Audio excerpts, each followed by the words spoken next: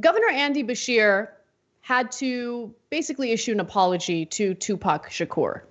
I'm not lying. I'm being 100% serious. In fact, I have video evidence to show you. Take a look. I owe somebody an apology tonight. Last night I spent a little bit of time talking about fraudulent claims holding us up and mentioned an individual that had filed in the name of Tupac Shakur.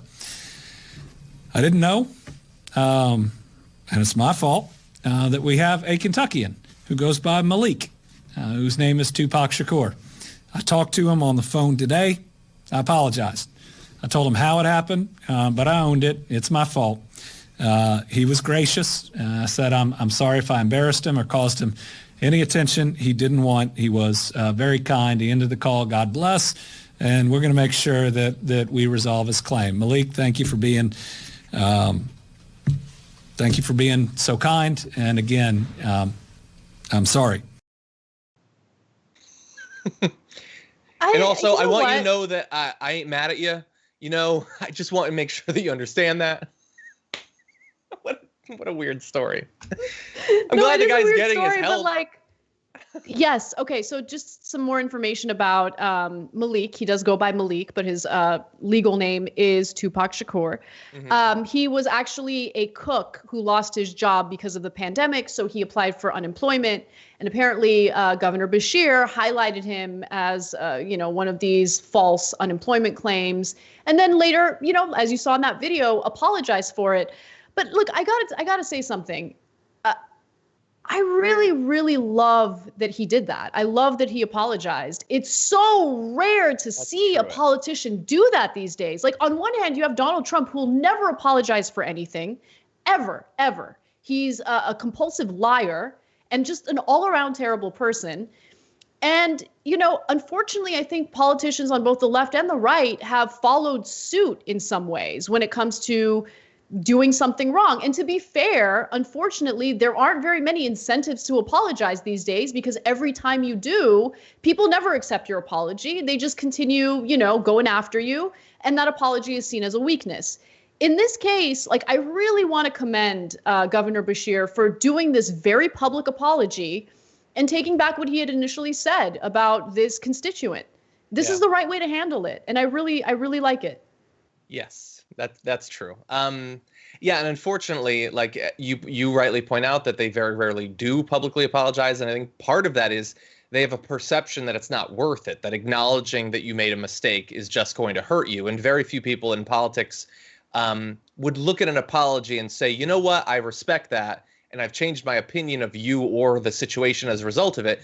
And political science research has shown that generally apologies don't actually help the person doing the apology. Even if they're considered to be sincere, partisanship is such that you don't extend goodwill to someone who acknowledges that they were wrong. And your supporters would prefer that you just imply that you'd never made a mistake in the first case.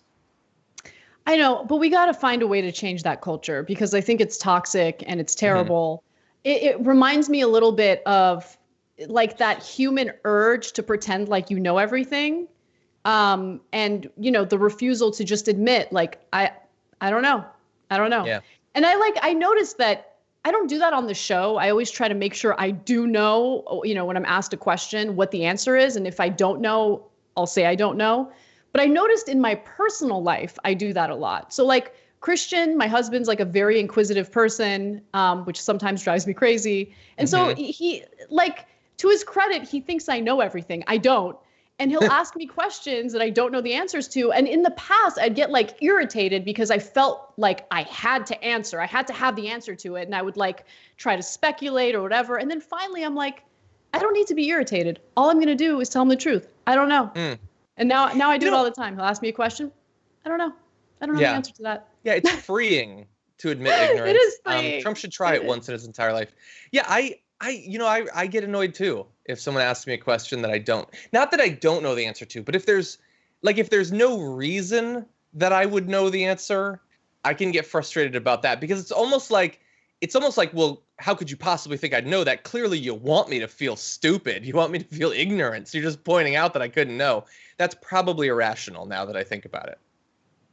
Yeah, definitely. Ben used to do that with me early days of TYT. When it came to like sports references live on air. And that was when I was not as confident as I am today. And like, I would be mortified if I was asked a question I didn't know the answer to live on the show. Now I just don't know. I don't know. It would be like asking you, John, about music. Like, you don't know. So I wouldn't ask you about music. I wouldn't ask you like, hey, did you hear this new album that just dropped? You'd be like, was it Fiona Apple? I haven't listened to that yet. Have you? Neither. No, I've never listened to any of the other Fiona Apple ones. I just happened to be on Twitter, unfortunately, so I found out about it. No, I haven't. I couldn't tell you the last time I listened to any music. Literally any songs. A new song. I want to hear that new track. That's what I want. I know that some big song came out today, or an album, one of the two. I don't know. But no, I don't care about that stuff. By the way, I once plugged this on the show because a bunch of members asked me like, oh, what kind of music do you listen to? And I plugged my Spotify playlists, which were not public at the time. I thought they were. I have made them public. So if you're interested, you can check that out. I listen to weird music. I don't know if people are going to like it. So if you go to Spotify and search my first and last name as one handle, like no space between, you'll see it. And there's two playlists. One is called Chill. The other is called Running, when you want to go running.